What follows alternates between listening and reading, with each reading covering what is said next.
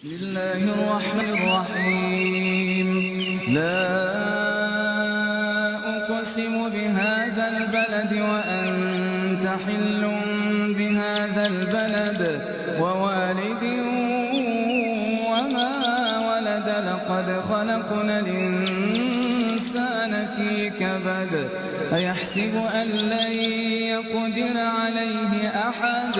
يقول أهلكت مالا لبدا أيحسب أن لم يره أحد ألم نجعل له عينين ولسانا وشفتين وهديناه النجدين فلاقتحم العقبة وما أدراك ما العقبة فك رقبة أو إطعام